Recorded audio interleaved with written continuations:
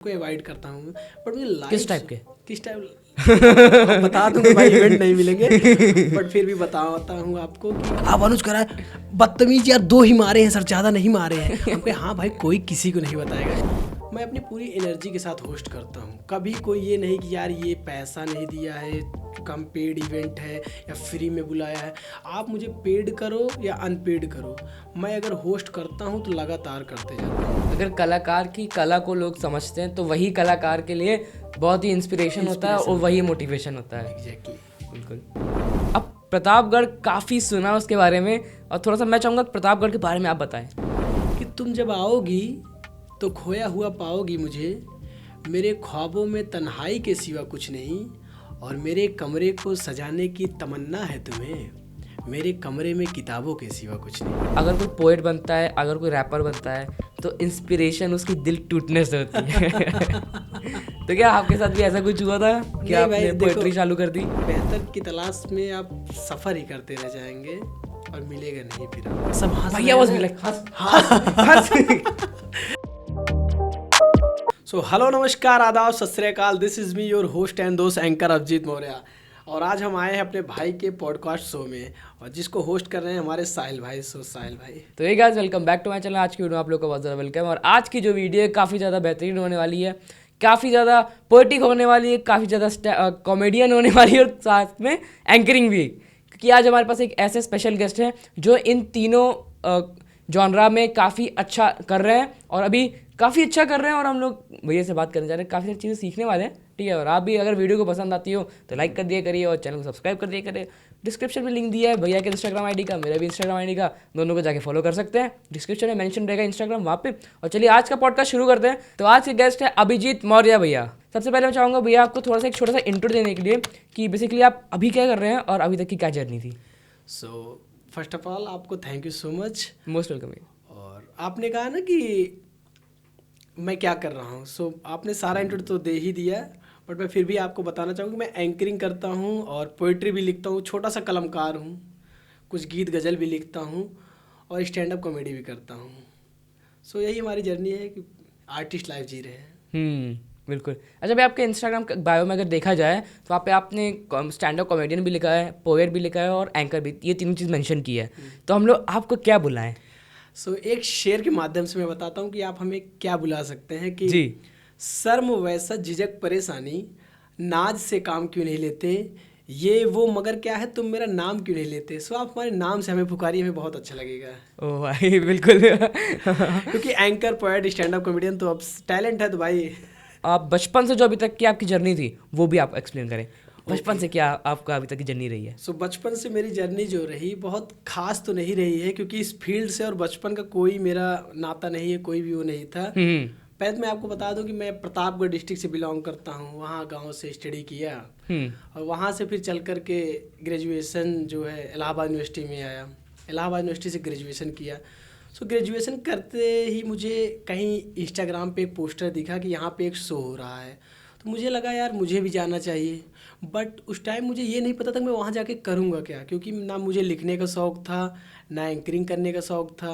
बस ये तक माइक देखकर अच्छा लगता था, और बोलने में बहुत हेजिटेशन फील होती थी, बट माइक देखकर अच्छा लगता था। तो मैं एक ओपन माइक हुआ, उसमें गया, परफॉर्म किया, और परफॉर्म करने के बाद होता है ना कि वहाँ के लोगों ने बहुत प्यार दिया, बहुत अच्छे से सुना। सो मुझे लगा कि यार मुझे और अच्छा लिखना चाहिए। सो मैं और अच्छा लिखा, आगे बढ़ा। फिर इसके साथ ही साथ एक दिन एक इवेंट गया, वहाँ पे किसी ने कहा कि सर आप होस्ट करना चाहेंगे। मैंने कहा होस्ट तो मैं कर सकता हूँ। तो उन्होंने कहा आप पक्का कर सकते हैं? मैंने कहा हाँ भाई मैं कर सकता हूँ होस्ट। तो मैं होस्ट वहाँ से स्टार्ट किया, फिर मुझे एंकरिंग लाइन में भी आ गया। छोटे से मतलब कस्बे से निकल करके इलाहाबाद जैसे शहर में अपना कहीं ना कहीं थाक जमाना बहुत बड़ी बात होती है। सो मैं एंकरिंग स्टार्ट किया, और एंकरिंग करते करते आज आपके पॉडकास्ट में आया। बिल्कुल, हाँ। अच्छा भाई, आपने प्रतापगढ़ का जिक्र किया है।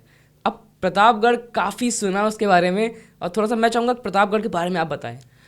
प्रतापगढ़ के बारे में भाई क्या ही बताएं। प्रतापगढ़ मतलब अपने में एक बहुत विकसित तो नहीं कह सकते, लेकिन बहुत फेमस ज़िला है। हर जगह पूरे उत्तर प्रदेश में प्रतापगढ़ जाना जाता है। और हमारे ज़िले की एक थीम भी है ना, लोग कहते हैं कि जिला में जिला बड़का जिला प्रतापगढ़ जिला। अरे यहाँ राजा ही राजा, किला ही किला। ओ भाई। और हमारे शहर प्रतापगढ़ में आंवले बहुत ज़्यादा, मतलब आंवले का उत्पाद बहुत ज़्यादा है, और पूरे ऑल ओवर इंडिया में आंवले के उत्पाद के लिए प्रतापगढ़ जाना जाता है।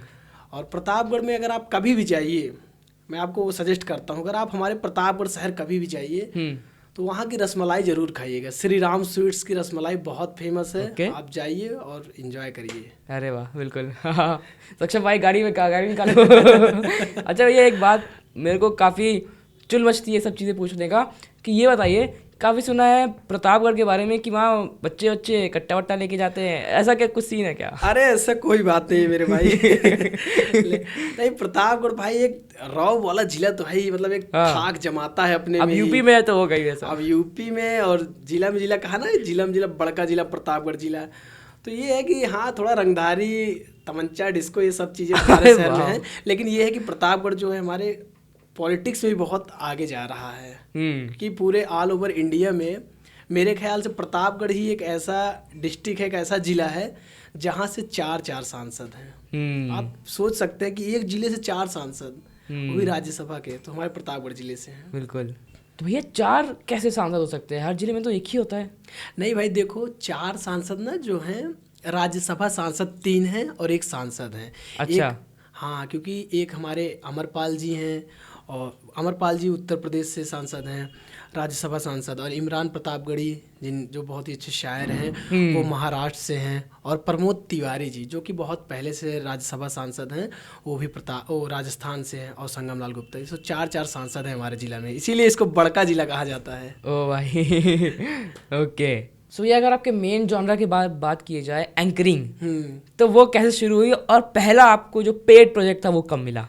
बहुत इंटरेस्टिंग है। हाँ। मैं आपको बताता हूँ एंकरिंग कैसे मैंने स्टार्ट किया। फर्स्ट टाइम मैं क्लास 10th में था, और होता ना वो क्या बोलते हैं, विदाई समारोह। हम यूपी बोर्ड से पढ़े हैं, तो हमारे कॉलेज में ये विदाई समारोह चल रहा था, एनुअल फंक्शन, फेयरवेल। हाँ। और तो उसमें क्या हुआ कि मैं स्टेज पे चला गया पढ़ने। मुझे इतना भी नहीं पता था कि माइक पे कैसे बोलना है, लेकिन बस एक था ना कॉन्फिडेंस लेवल, तो मेरा था, तो मैं लेके चिट्ठी पहुंच गया। अरे जो होगा देख लिया जाएगा। जो होगा देखा जाएगा। ये है ना कि जो होगा देखा जाएगा, लेकिन जो होता है देखा नहीं जाता। फिर जब स्टेज पे गया, तो स्टेज पे जाने के बाद मैं 2 लाइन बोला कि आप सबका स्वागत करता हूँ। उसके बाद तीसरी लाइन भूल गया। मैंने वहाँ पे स्टेज पे इतनी लाइन मुझे आज भी याद है, मैंने बोला था कि अमेरिका में लोग इंसोमेनिया से मर जाते हैं, अकेलेपन से मर जाते हैं, एक हमारे देश को देखो, यहाँ पे 4 कमरों का मकान होता है, और यहीं पे सब लोग सोते हैं एक साथ ही। तो उसके आगे की लाइन में भूल गया, और चिट्ठी में अलग अलग जेब में रख के ले गया था, एक इसमें और बैग में। अच्छा। अब मैं चिट्ठी ढूंढने लगा, अब साथ पढ़ने वाले सब हंसने लगे, हा करके। अब मैं सोचा यार, मैं तो बहुत नर्वस फील कर रहा था। तो मेरे प्रिंसिपल सर भागते हुए आए, बोले बेटा जो भूल गए जाने दो, आप जो याद है बोलते जाओ। तब वहाँ से थोड़ा कॉन्फिडेंस लेवल मिला, और मैं बोलता गया, और वहाँ फर्स्ट टाइम मैंने बोला। और बोलने के बाद जो स्कूल की तरफ से जो आपके साथ पढ़ते हैं, उनसे बहुत इंस्पिरेशन मिला। मेरे दोस्त लोगों ने बहुत इंस्पायर किया मुझे, और बहुत मतलब हर चीज़ में सहयोग किया दोस्तों ने, कि हाँ भाई तू कर सकता है, आगे बढ़ सकता है। और टीचर का और दोस्तों का बहुत बड़ा योगदान है। सो मैं आज एंकरिंग कर रहा हूँ। अरे वाह। अच्छा, स्कूल की कुछ किस्से बताइए, स्कूल में कैसा था आपका लाइफ? स्कूल लाइफ तो यार भाई बहुत अच्छी थी, और कहीं ना स्कूल लाइफ में मैं बहुत रोस्ट करता था। अच्छा। हाँ, एक बार एक किस्सा सुनाता हूँ आपको, कि थोड़ा फन वे में है। हाँ। जैसे टीचर आते थे, टीचर जैसे इंटर करते थे, सारे बच्चे शांत हो जाते थे। तो हमारे जब स्कूल की छुट्टियां होती थी ना, तो पहले गर्ल्स निकलती हैं, देन 20 मिनट बाद जो है बॉयज़ निकलते थे। तो गर्ल्स निकल गई सारी। अब जो लड़के थे, अब मैं क्या किया, जैसे छुट्टी हुई तो 10 मिनट बाद भी थोड़ा टाइम लगता निकलने में, तो मैं चुप्पे से आगे वाली सीट पे बैठा था, किनारे से निकल गया, सर नहीं देख पाए। हाँ। मेरा एक दोस्त था भावेश और अनुज निकला ऐसे, वो भी सोचा कि मैं भी भाग लूँगा। अनुज भागा, और सर गए उसको पकड़ के पेड़ के नीचे 2 मार दिए। ठीक है, मार के फिर लेके बैठा दिए। अब उसके बाद क्लास में जाने के बाद ये हुआ कि बाहर निकला अनुज, तो हम लोग रास्ते में, आज कोई किसी को बताएगा नहीं कि अनुज मार खाया है। 8-10 घंटा आप सर मारे, कोई किसी को नहीं बताएगा। अब अनुज कह रहा है बदतमीज यार, 2 ही मारे हैं सर, ज़्यादा नहीं मारे हैं। हम कहे हाँ भाई, कोई किसी को नहीं बताएगा। तो ऐसे बहुत से किस्से थे स्कूल लाइफ में, जीते थे। ओके। एंजॉय करते थे। लेकिन स्कूल लाइफ सच कहते हैं यार गोल्डन लाइफ होती है एक इंसान के लिए, क्योंकि यार हम लोग वहाँ पे स्कूल लाइफ में थे ना, सोचते थे यार कि जल्दी ये टाइम बीते, हम लोग आगे जाएं। मैं तो पहले ही सोचता मैं इलाहाबाद जाऊँगा, वहाँ जाऊँगा, ऐसा वैसा। लेकिन जब घर छोड़ा, घर छोड़ने के बाद एक होता ना कि अपना घर अपना ही होता है। घर छोड़ करके जब किसी शहर में आया इलाहाबाद, मैं इलाहाबाद जब आया था ना, मुझे रहने के लिए मतलब प्लेस नहीं मिल रहा था, रूम। भाई बहुत स्ट्रगल करना पड़ता है।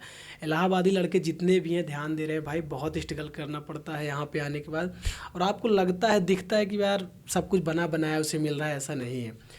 आप घर छोड़ते हैं, सब कुछ वहाँ पे, खाना पीना कपड़े सब कुछ आपका धुल जाता है, खाना भी मिल जाता है।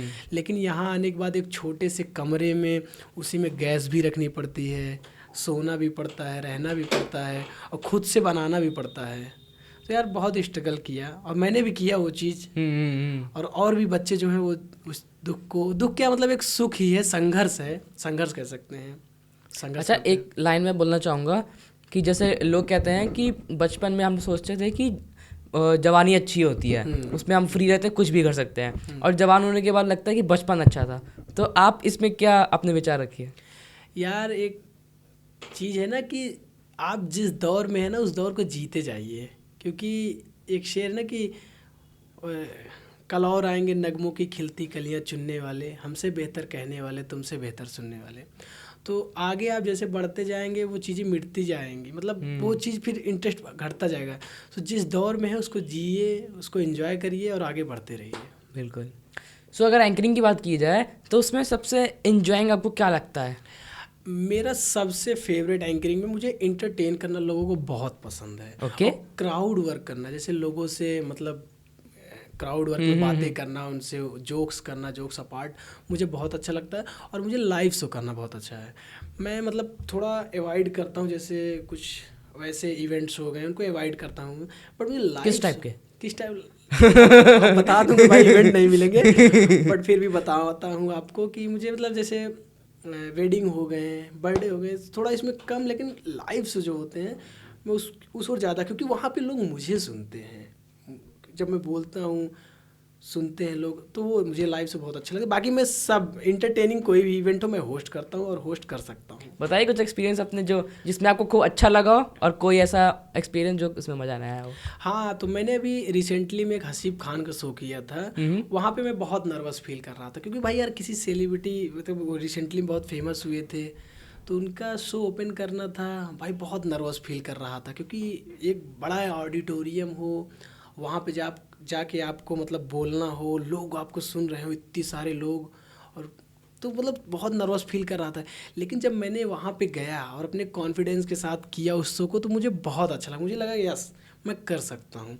और मैं तब से कोई भी इवेंट हो, कभी किसी इवेंट को अवॉइड नहीं करता हूँ। मैं कहता हूँ करूँगा यार, क्योंकि सीखने को आपको तभी मिलेगा जब आप करते जाएंगे। अगर आप साइड हट जाएंगे ना, तो वो चीज़ें आपको मिलेगी नहीं। तो हमेशा लाइफ में कुछ भी हो आप करते रहिए, आगे बढ़ते रहिए।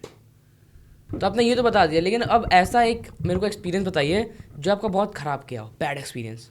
बैड एक्सपीरियंस तो ऐसा कोई इवेंट जिसमें आपको बिल्कुल मज़ा ना आया हो, या फिर ऑडियंस आपके लेवल की आपको नहीं मिल पाई थी, वैसा कुछ? एक इवेंट था, मैं गया था होस्ट करने के लिए। वहाँ पे मुझे पेमेंट सब कुछ मिला, लेकिन एक कलाकार होने के नाते भाई पेमेंट ही सब कुछ नहीं होता है।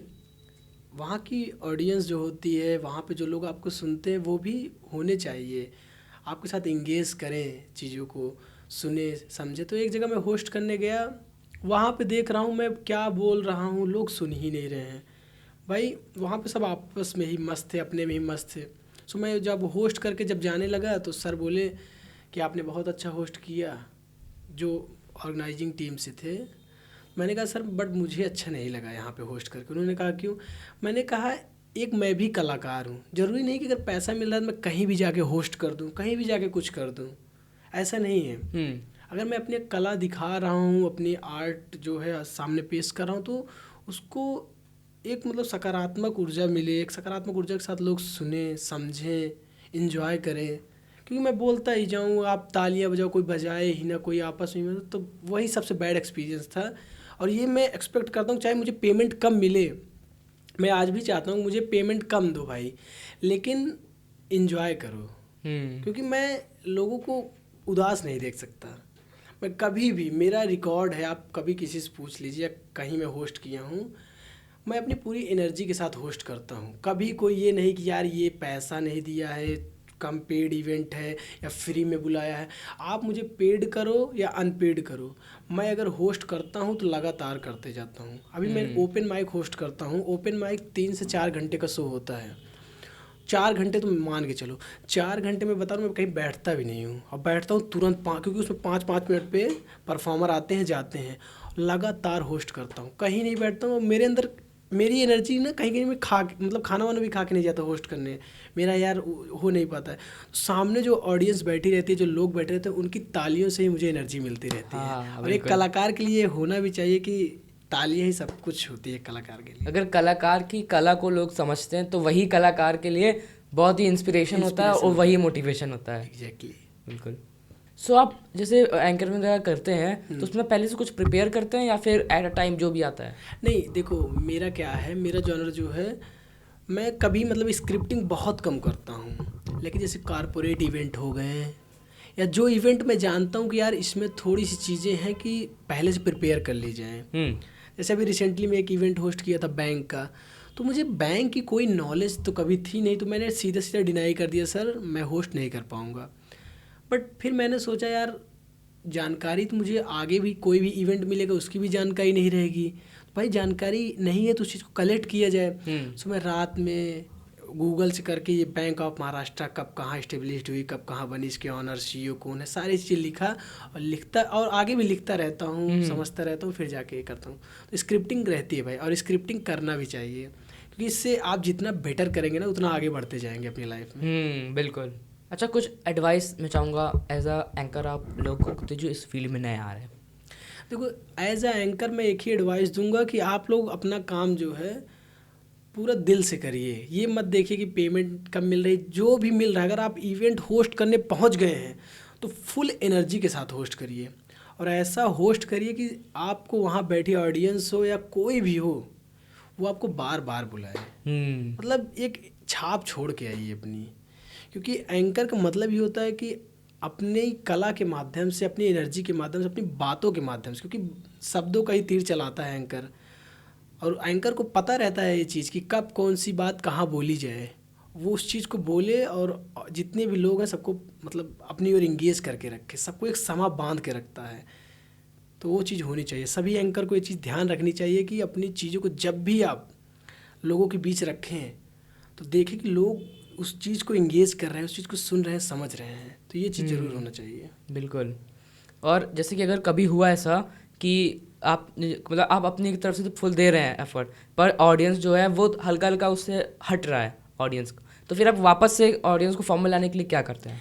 देखो मैं क्या करता हूँ, जैसे मैं कुछ बोल रहा हूँ और ऑडियंस नहीं सुन रही है, तो मैं एक चीज़ है ना कि ऑडियंस क्या सुनना चाहती है वो चीज़ ट्राई करता हूँ। ज़रूरी नहीं कि ऑडियंस मेरी बात को सुने ही, मैं एंकर हूँ तो बहुत बड़ा वो बात बोल दूंगा, क्यों नहीं सुन रहे, नहीं भाई।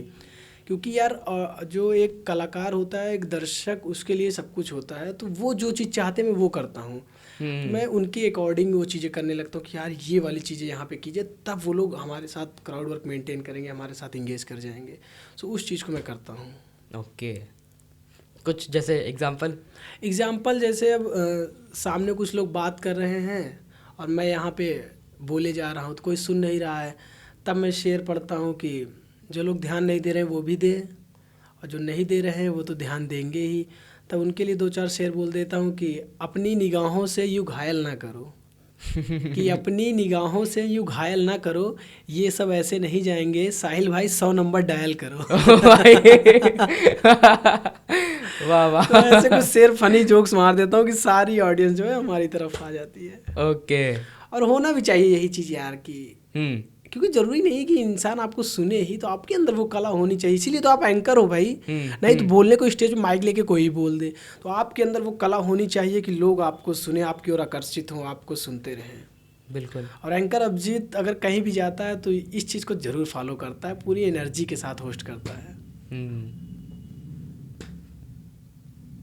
तो ठीक है, अब आता है आप एक दूसरे सेगमेंट पे वीडियो के, जो कि है पोएट और शायरियों वाली सेगमेंट। ठीक है, तो काफ़ी मेरे जो दोस्त हैं और जो सब्सक्राइबर्स हैं और जितने भी फॉलोअर्स जितने भी लोग हैं वो सब काफ़ी रिलेट करते हैं सब चीज़ों के। आई डोंट नो वाई क्यों करते हैं लेकिन बहुत रिलेट करते हैं। तो भैया स्टार्टिंग करेंगे इस सेगमेंट से एक छोटी सी शायरी से।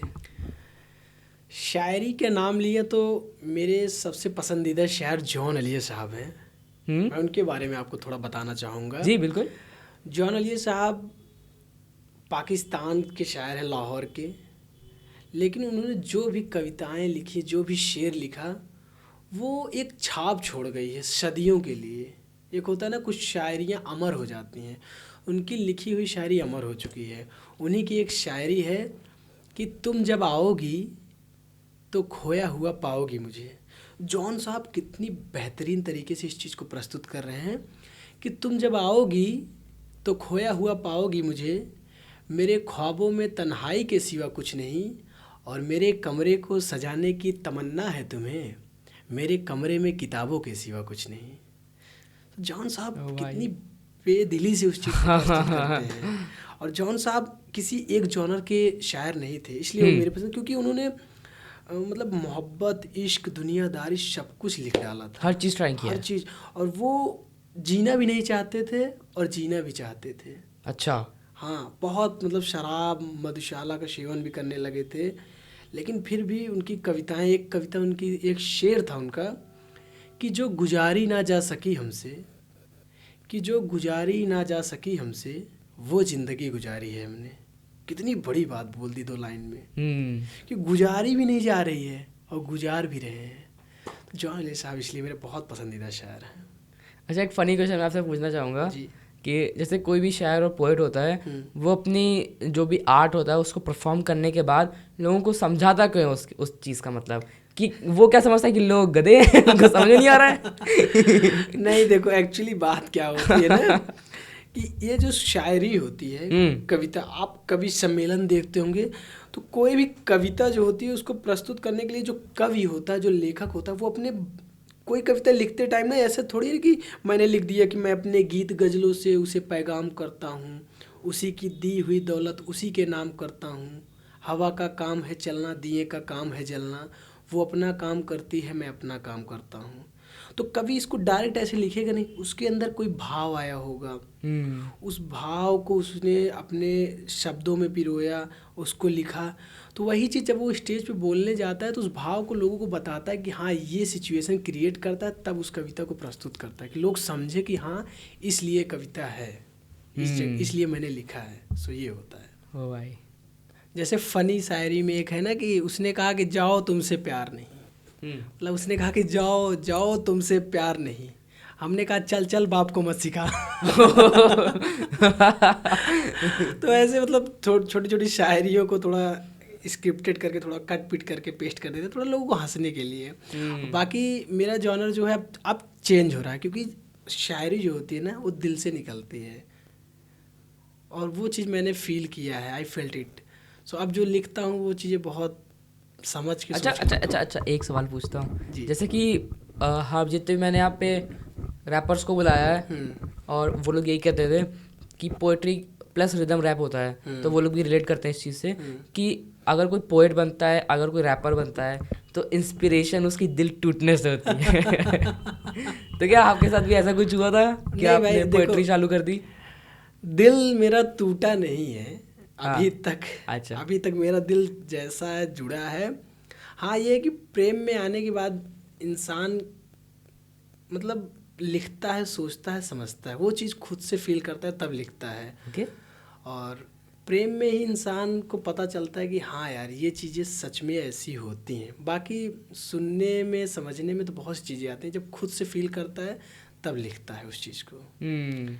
और एक जो, तो हम क्या समझ सकते हैं? आप समझ सकते हैं।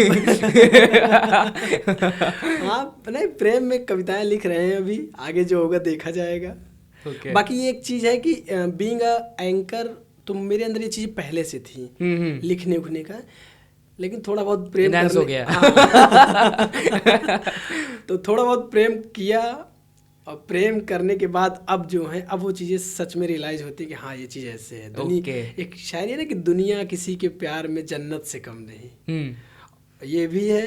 और जन्नत से कम भी है। दोनों समझ सकते हैं आप। ओके, सो आपके फेवरेट शायर कौन है? मेरे फेवरेट शायर मैंने पहले ही कहा ना, जॉन साहब हैं। Okay. मैं क्योंकि इन दिनों जॉन साहब हैं, और जो आजकल मॉडर्न पोएट हैं उसमें कान्हा कंबोज भाई हैं। कान्हा कंबोज, बादल शर्मा, इनकी कविताएं मैं बहुत सुनता हूँ। ओके, अच्छा आपने आपकी खुद की कंपोज वाली कोई कविता सुनाई है? जी ज़रूर। अभी रिसेंटली में मैंने एक शेर लिखा है कि राह देखते ही सवेरा हो जाता है। इसको मैंने खुद से लिखा और क्या फील करके लिखा सुनिएगा। कि राह देखते ही सवेरा हो जाता है, तुमको सामने से देख लूं तो दिल में उजाला हो जाता है। वाह। और हर्फ़े दर्द में जब भी खुद को पाया हूँ, और हर्फ़े दर्द में जब भी खुद को पाया हूँ, तुम्हारी एक मुस्कान के आगे मैं सब कुछ गवाया हूँ। वाह वाह वाह वाह। तो जब भी दर्द में हूँ, कभी भी मुश्किल में हूँ, उसकी एक मुस्कान के आगे सब कुछ फीका होता है। बहुत बढ़िया।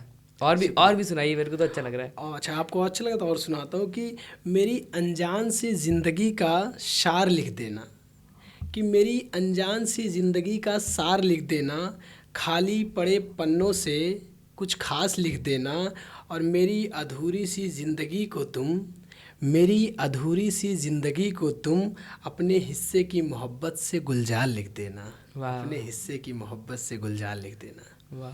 तो बहुत कम लिखता हूँ, और अभी तो यही है जो लिखा हूँ। बहुत बढ़िया, लेकिन फिर भी बहुत बहुत शुक्रिया। तो मॉडर्न में नए शायर कौन से फेवरेट हैं आपके? देखो, मॉडर्न शायर तो बहुत से हैं आजकल, अच्छे अच्छे चल रहे हैं, लेकिन मैं कान्हा कंबोज भाई हो गए, बादल शर्मा हो गए, इनको रिसेंटली बहुत सुनता हूँ क्या, इनकी लाइनें मुझे बहुत अच्छी लगती हैं।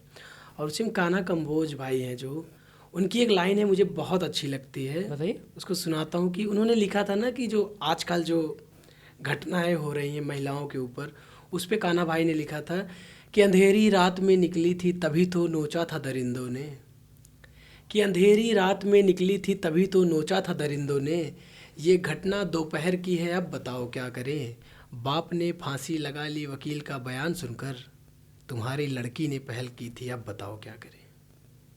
बहुत ही अच्छा कान्हा भाई ने लिखा था, और ये लाइन उनकी मुझे बहुत अच्छी लगी।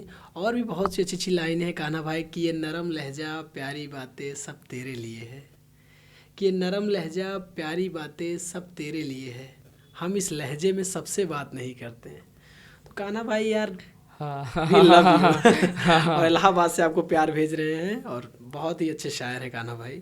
और बादल शर्मा की मैंने बात किया, बादल शर्मा भाई भी मेरे बहुत ही अच्छे शायर हैं, बहुत अच्छा रॉक भी कर रहे हैं। तो उनकी एक लाइन है कि मैं सुधर सुधर के सुधरा हूँ, मैं फिर से बिगड़ जाऊँगा, तुम पूछोगी कैसे हो, मैं फिर से इश्क में पड़ जाऊँगा।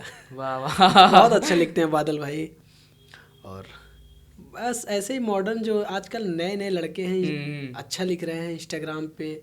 मैं जो अच्छा लिखता है मैं ये नहीं देखता हूँ कि वो छोटा है बड़ा है, या मतलब कितनी कविताएं लिख चुका है, ये नहीं देखता हूँ भाई। मैं रिस्पेक्ट करता हूँ सबकी, और मैं अगर मुझे कोई लाइन अच्छी लग गई तो मैं उनका नाम लेकर उस चीज़ को पढ़ भी देता हूँ। बीइंग एंकर भाई, मैं कहीं भी स्टेज पे उस चीज़ को पढ़ भी सकता हूँ, जो पढ़ता हूँ। बिल्कुल। अच्छा, आजकल की जनरेशन को ये प्यार इश्क मोहब्बत वाला कुछ ज़्यादा चीज़ें क्रेज़ हो रहा है, तो इस पे आप कुछ सुनाइए। देखिए, प्यार मोहब्बत जो है, प्यार तो भाई शाश्वत चीज़ है, प्राचीन काल से ही चला आ रहा है, बहुत पहले से। अच्छा, आप तो रिसर्च करके आइए क्या? नहीं, प्यार करके आए हैं। अच्छा अच्छा। तो कहीं ना कहीं मुझे लगता है कि आज के टाइम पे ना प्यार की डिफिनीशन चेंज हो रही है। ओके। क्योंकि लोग एक दूसरे से मिल रहे हैं, बिछड़ रहे हैं। आज एक यार है, कल वही यार हट रहा है तो दूसरा यार आ जा रहा है, दूसरा प्यार हो जा रहा है। तो कहीं ना कहीं अब प्यार जो है वो चेंज हो रहा है, और मुझे नहीं लगता कि ये चीज़ें आने वाले समय में प्यार प्यार ही रह जाएगा। तब एक सौदा हो जा रहा है, लोग आ रहे हैं, स्वार्थ से जुड़ रहे हैं, चले जा रहे हैं। आए एक वो भी ऐसा भी नहीं कि मैं मतलब 2-3 महीने की बात बताऊँ। आजकल मैं देख रहा हूँ रिलेशनशिप में 8-8 10-10 साल के रिलेशनशिप टूट जा रहे हैं। पता नहीं क्या कारण हो जा रहा है कि लोग साथ रहना ही नहीं चाह रहे हैं। क्योंकि ऑप्शन लोगों को ना कहीं अंधकार की ओर ले जाता है। लोग बेहतर की तलाश में बेहतरीन को खो देते हैं। उनके पास बेहतरीन है, लेकिन बेहतर की तलाश में वो निकले रहते हैं इधर से उधर। सो मैं सबसे रिक्वेस्ट करूँगा, जो आपके पास है उसी को आप गढ़िए, उसी को आप मांझिए, जो कहते हैं ना, जो भी है आपके पास उसे ही आप हीरा बनाइए। क्योंकि बेहतर की तलाश में आप सफ़र ही करते रह जाएंगे और मिलेगा नहीं फिर आपको। फिर एक दिन आपको रिग्रेट होगा कि यार वो बंदा, उसके जैसा कोई नहीं। मिलेंगे लाख हंसी इस जमाने में सनम, मैं अकेला तो नहीं। तो यही है कि जो है आपके पास उसी को सेव करके रखिए। और बाकी मैं एक चीज़ और देखा हूँ कि आजकल रिलेशनशिप में ना लड़ाइयाँ बहुत हो रही हैं। लड़ाई झगड़े, और ये तो कॉमन सी बात है भाई, अगर प्यार है, इश्क मोहब्बत है तो लड़ाई झगड़े तो होते रहेंगे। लेकिन आज के टाइम पे क्या हो रहा है कि लड़ाई झगड़े में ना माइंड में ये परसेप्शन आ जा रहा है कि छोड़ दो इनको, ये मेरे लायक नहीं है। मतलब छोटी छोटी लड़ाइयों में भी ये सब चीज़ें आ जा रही हैं। चलो ठीक है, अगर आ भी रही हैं, आपको एक दूसरे के साथ नहीं जम रहा है कि यार मेरा आपके साथ अब नहीं जम रहा है, तो आजकल हो क्या रहा है कि लड़ाई झगड़े कर ले रहे हैं लोग, एक दूसरे से लड़ ले रहे हैं। और मतलब इतनी गंदी तरीके से लड़ ले रहे हैं कि ज़िंदगी में अगर कभी दोबारा फेस करना हो उस इंसान से, उस पर्सन से अगर आपको दोबारा मिलना हो तो आप कतराएंगे, नज़रें नहीं मिला पाएंगे। तो ऐसा नहीं होना चाहिए। और मेरे ख्याल से किसी भी खूबसूरत रिश्ते को अगर चल रहा है तो उसको चलाओ, और वहाँ तक चलाओ जहाँ तक ले जाया जा सके। किसी रिश्ते को बीच में छोड़ देना, हाँ कोई मजबूरी है तो उस मजबूरी को भी अपने पार्टनर के साथ आप शेयर करो, यार देखो हमारा आपका वैसा ऐसा है, नहीं चल पा रहा है, आया आप बताओ, कोई सल्यूशन बताओ क्या किया जाए। लेकिन आज के टाइम पे कोई सल्यूशन नहीं, एक वेट कर रहा है कि सामने वाला कुछ ऐसा कर जाए मैं छोड़ दूं, और सामने वाला भी ये एक्सपेक्टेशन कर रहा है कि वो कुछ कर जाए। मतलब दोनों साइड से हो रहा है, मैं नहीं छोड़ूंगा, मैं ब्लेम अपने ऊपर नहीं लूँगा, तुम्हारी गलती तुम छोड़ के गए।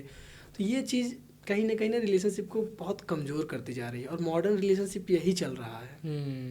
तो ये चीज़ें कमज़ोर कर रही हैं। और अगर मैं एक एडवाइस अगर देना चाहूँ खुद के परसेप्शन से, कि अगर कोई पार्टनर से अगर आपका नहीं जम रहा है, आप नहीं रहना चाह रहे हो उसके साथ, तो भाई खूबसूरती से उस चीज़ को बयां करिए और जाइए। और इसी पे एक जॉन एलियट साहब हैं, वो कहते हैं कि एक नया रिश्ता क्यों पैदा करें हम, कि एक नया रिश्ता क्यों पैदा करें हम, अगर बिछड़ना है तो झगड़ा क्यों करें हम।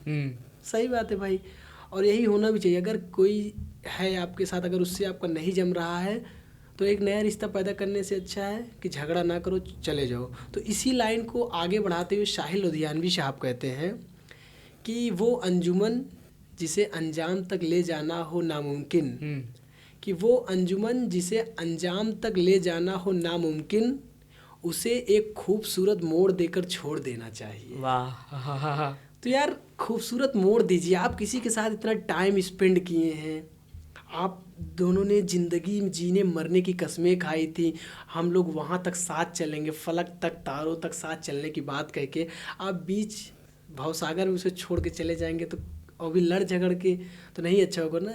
तो यही शाहिल लुधियानवी साहब के शेर को कोट करिए अपनी लाइफ में, और एक खूबसूरत मोड़ दीजिए कि हाँ आप कहीं भी जाएं, उस शख्स से कभी रूबरू हों तो आपको प्राउड फील हो, या मैंने अपना टाइम आपको दिया था, वो चीज़ है। तो खूबसूरत मोड़ होना चाहिए मोहब्बत में। बिल्कुल।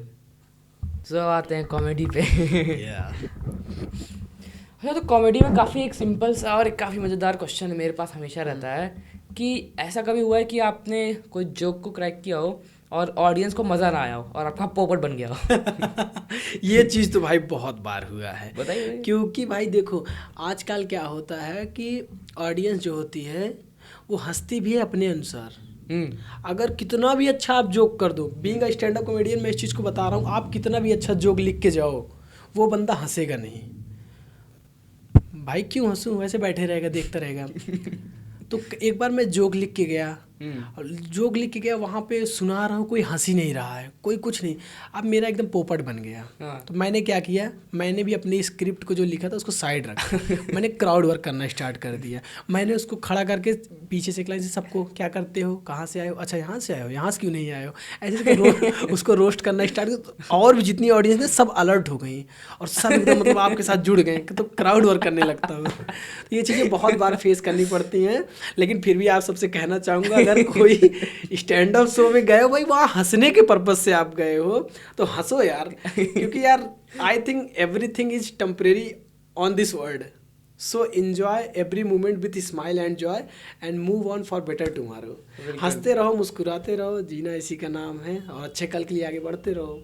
छोटी सी टिप यहाँ पे मैं देना चाहूँगा कि अगर आप किसी स्टैंड अप कॉमेडियन में गए हो शो में, तो आप वहाँ पे ये मत सोच के जाइए कि मैं पोपट करूँगा सामने वाले का। अगर वो स्टैंड अप कॉमेडियन अपने पे आ गया, वो क्राउड वर्क करके आपका पोपट करेगा। क्या पता है, कुछ लड़के होते हैं, हाँ, मैं देखा हूँ, हाँ, जैसे आपकी अच्छी खासी ऑडियंस है, सब हंस भैया बस मिले हंस हंस नहीं, कुछ होते हैं ना ओवर स्मार्ट बनते हैं लड़के, तो वो आपके जोक को ना, आपके जोक में ही जोक निकाल देते हैं, तो वो सोचते हैं मैं हंसा दूं। मैं सीधा कहता हूँ भाई या तो तू ही कर ले या तो मैं ही कर लेता हूँ, स्टेज पे आ जा, फिर वो शांत हो जाता है। मैं क्या जॉब छोड़ दूँ फिर? तो बहुत चीज़ें फेस करनी पड़ती हैं, बट फिर भी रिस्पेक्ट हमेशा बना के रखनी चाहिए, अपनी भी और सामने वाले की भी। और हाँ, एक चीज़ और मैं कहना चाहूँगा, आजकल क्या होता है कि स्टैंड अप कॉमेडी के नाम पे लोग कुछ भी कर रहे हैं, वल्गैरिटी बहुत ज़्यादा दिख रही है, गाली बहुत यूज़ करते हैं, गाली बहुत यूज़ करते हैं। चलो ठीक है, आप गाली यूज़ कर रहे हो, लेकिन आजकल स्टैंड अप कॉमेडी में ना लोग पेरेंट्स को अपने, मतलब उनका भी मजाक बना रहे हैं, पेरेंट्स के ऊपर जोक। हाँ, पेरेंट्स के ऊपर जोक करें, ये मुझे बहुत गंदा लगता है। हाँ ठीक है, ऐसा जोक करो कि पेरेंट्स को भी अच्छा लगे, मतलब कुछ पेरेंट्स में भी हंसी मजाक की बातें हो। लेकिन आजकल बड़े बड़े स्टैंड अप कॉमेडियन अपने पेरेंट्स को ऐसे ऐसे जोक्स कर रहे हैं कि मेरे पापा, मतलब मैं बोल भी नहीं सकता उस चीज़ को यहाँ पे। सो मेरे सभी स्टैंड अप कॉमेडी जो भी मतलब बिगनर हैं, उनको भी कहना चाहूँगा कि यार ऐसा मत करो, अपने माता पिता गुरुओं का सम्मान करिए, उनके ऊपर ऐसा जोक करिए कि 4 लोग सुने, क्योंकि आज आपको व्यू मिल जाए, कुछ व्यू के चक्कर में आप ऐसा कर देते हैं, लेकिन आपको ज़िंदगी भर सफ़र करना है, बहुत चीज़ें फेस करनी है, तो ये चीज़ें आपका पीछा छोड़ेंगी नहीं अगर आप ये सब चीज़ें कर देंगे। तो हमेशा रिस्पेक्ट बना के चले, और हंसाने के लिए आपके पास बहुत से टॉपिक हो सकते हैं यार, ज़रूरी थोड़ी अपने ही पेरेंट्स को यार वो करके नहीं, ये अच्छा नहीं होता। बिल्कुल। तो आपने कब डिस्कवर किया अपने आप को कि हम स्टैंड अप कॉमेडी भी कर सकते हैं? मैंने अपने आप को डिस्कवर तब किया कि जब मैं खड़ा हो जाता हूँ स्टेज पे ना, बिना कुछ बोले ही सब हंसने लगते हैं। मैं जाके घर पे शीशा देखता हूँ, भाई यार ऐसा मेरे चेहरे पे क्या है, क्या इसी लिखा हुआ है क्या यहाँ पे। मैं यार 2-3 बार शॉक्ड हो गया, कहीं भी इवेंट में जाऊँ, अभिजीत अगर माइक पकड़ लिए तो भाई हंसना है, सब हंसते रहते हैं। तो मुझे लगा यार एक बार ट्राई करता हूँ। तो मैं एक दिन देखो एंकरिंग करते टाइम तो आपको स्क्रिप्टेड चीज़ें रहती हैं, please would you like to call on stage, ऐसा ऐसा करके। एक दिन स्टैंड अप कॉमेडी में शो हमारा लेट स्टार्ट हुआ, तो मैं होस्ट कर रहा था, तो ये हुआ कि आपको 1 घंटे डिले है, कैमरामैन आया नहीं है, ऑडियंस बैठी है, अभिजीत आपको क्राउड वर्क मेंटेन करना है, आपको सबको हंसाना है 1 घंटे तक संभालना। हाँ, अब यार 1 घंटे तक तो मतलब बड़ी चीज़ होती है ना, क्योंकि मेरे पास तो पोइट्री भी नहीं सुनाना है कि पोइट्री सुनाऊँ, तो स्टैंड अप कॉमेडी करना था।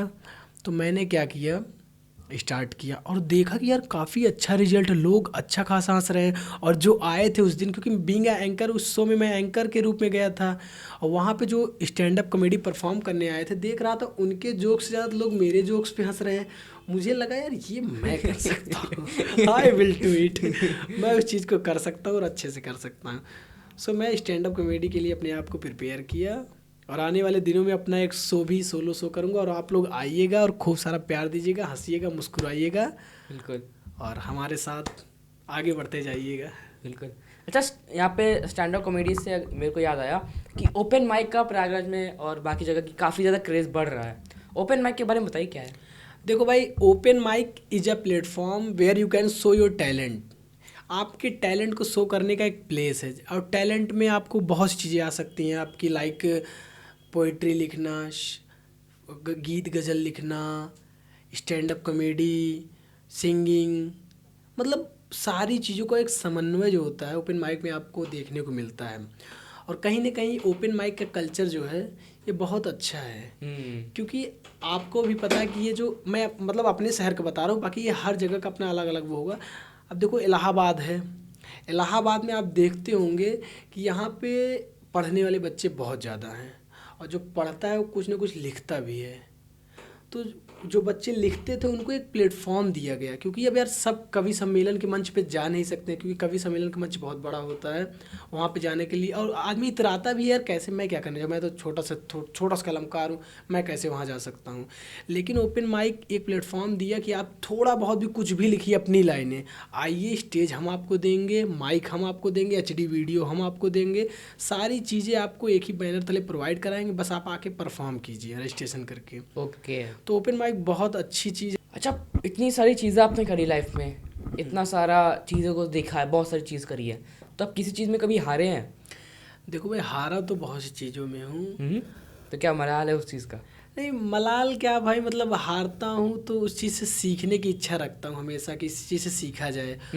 और मलाल की बात किया आपने तो परवीन साकिर साहिबा का एक शेर है कि मलाल है मगर इतना मलाल थोड़ी है, ये आंखें रोने की शिद्दत से लाल थोड़ी हैं, मज़ा तो तब है जब हम हार कर भी हंसते रहे, हमेशा जीत ही जाना कमाल थोड़ी है। वाह वाह। तो हमेशा जीतने के पर्पज़ से कोई काम नहीं करना चाहिए, बस ये होना चाहिए कि हाँ मैं अपना बेस्ट दूंगा, उसमें जीत हार वो वक्त डिसाइड करेगा।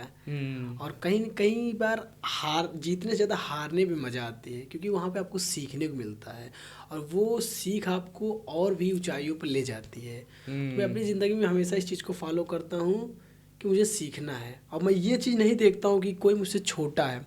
जैसे कुछ लोग होता है ना कि अरे यार ये जूनियर आर्टिस्ट है, ये क्या मुझे बताएगा, अरे चलो आप मुझे क्या बताओगे।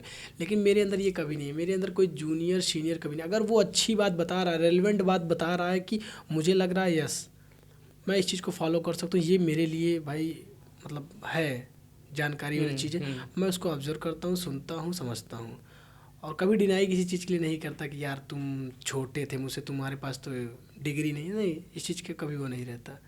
तो यही चीज़ सबको सजेस्ट करूँगा कि यार हमेशा आप दूसरों की भी सुनिए, क्या पता सामने वाला आपको कुछ अच्छी बात बता दे। बिल्कुल। तो ये आखिर में मैं यही पूछना चाहूँगा कि आपके फ्यूचर प्लान क्या है? भाई फ्यूचर प्लान तो बहुत बड़ा है। हाँ बताइए। भाई फ्यूचर में यही है कि जो कर रहा हूँ उसको कंटिन्यू करता जाऊँ, और पेरेंट्स का सपोर्ट ऐसे ही मिलता रहे तो मैं और आगे बढ़ता जाऊँगा। और कहीं ना कहीं मेरे दिल में एक चीज़ है कि इसी फील्ड में मैं आगे बढ़ूँ। आर्टिस्ट लाइफ ने अगर आज मुझे यहाँ तक पहुँचाया है, आज आपके पॉडकास्ट में आया हूँ, तो कहीं ना कहीं इसी आर्टिस्ट लाइफ को मैं फॉलो करना चाहता हूँ और इसी में आगे बढ़ना चाहता हूँ। बिल्कुल। और एक कलाकार, एक आर्टिस्ट के रूप में मैं चाहता हूँ कि अपने जो भी सफ़र है आगे का तय करूँ। बिल्कुल। इसी के साथ एक तो और शायरी हो जाए भैया। जी, एक शायरी और करता हूँ और इस पॉडकास्ट का एंड करता हूँ कि संघर्षों से तबके निकला, कि संघर्षों से तबके निकला अभी जीत जाऊँगा, कि संघर्षों से तबके निकला अभी जीत जाऊँगा, मैं दुनिया जीतने निकला हूँ, मैं दुनिया जीत जाऊँगा। सो इसी के साथ आज के इस पॉडकास्ट का हम समापन करते हैं। So thank you so much, आप लोगों ने मुझे देखा, और साहिल भाई आपको स्पेशल थैंक्स कि आपने हमें इनवाइट किया। मोस्ट वेलकम भैया। और आप लोग से भी चाहूँगा कि आप लोग साहिल भाई के इस यूट्यूब चैनल को भी फॉलो करिए, और इंस्टाग्राम पे भी आप लोग फॉलो करिए, लाइक करिए, सब्सक्राइब करिए, क्योंकि आपके शहर प्रयागराज में भाई साहब पॉडकास्ट सबसे पहला हमारे साहिल भाई लेके आए हैं, जेनजी कास्ट। और इस पर आप लोग देख सकते हैं आपके शहर प्रयागराज के जितने भी मतलब सेलिब्रिटी हैं, लाइक पॉपुलर फेसेस हैं, लोग जानते हैं जिनको, सारी चीज़ें आपको यहाँ पे देखने की मिलती है इस पॉडकास्ट में, और बहुत सी नॉलेजेबल बातें भी आपको मिलती हैं। सो आप लोग जल्दी से जाइए, लाइक करिए, सब्सक्राइब करिए। Thank you so much. Thank you so much भैया। और अब जो हम लोग भैया को देने जा रहे हैं एक ऐसा गिफ्ट और एक ऐसा ऑनर जो हम लोग सारे गेस्ट को देते हैं, तो भैया ये आपके लिए। Well okay all right. So आज का जो पॉडकास्ट था वो डन हो चुका है और बहुत मज़ा आया भाई साहब। मैं पर्सनली बता रहा हूँ, मैंने आज तक मतलब जितने भी इवेंट किए हैं, बीइंग एंकर मैं भी होस्ट हूँ, मैं हर जगह जाता हूँ, होस्ट करता हूँ और लोगों से क्वेश्चन पूछता हूँ कि भाई आपको ये चीज़ कैसा लगा, लोगों से क्वेश्चन पुटअप करता हूँ। बट आज इस पॉडकास्ट में आया और साहिल भाई बैठ करके आज हमारा इंटरव्यू लिए, तो मुझे बहुत मज़ा आया और बहुत ही अच्छा एक्सपीरियंस रहा। और साहिल भाई जो आप कर रहे हो इतनी कम एज में, बहुत रॉक कर रहे हो भाई, क्योंकि आजकल देखते हैं कि शहर में अपने सबसे पहला आई थिंक कह सकते हैं कोई और अभी कर भी नहीं रहा है। तो आप जिस उम्र में ये काम कर रहे हैं, अपनी उम्र से बढ़कर ये काम कर रहे हैं। तो मुझे बहुत अच्छा लगा, बहुत ही अच्छा एक्सपीरियंस रहा और मैं होप करता हूँ कि आप लोग भी इस वीडियो को देखेंगे, आप लोग को बहुत मज़ा आएगा, आप लोग बहुत एंजॉय करने वाले हैं। और साहिल भाई के इस पेज को जो आप लोग देख रहे हैं फॉलो कर लीजिए, लाइक करिए, सब्सक्राइब करिए, क्योंकि बहुत ही अच्छे अच्छे कंटेंट आपको देखने के मिलेंगे, बहुत ही अच्छे अच्छे इन्फ्लुएंसर जो भी Prayagraj all over UP India कहीं के भी कह लो, आपको यहाँ पे सब लोग देखने को मिलेंगे। सो मुझे तो फिर से कहना चाहूँगा बहुत अच्छा लगा, बहुत मज़ा आया। So thank you so much.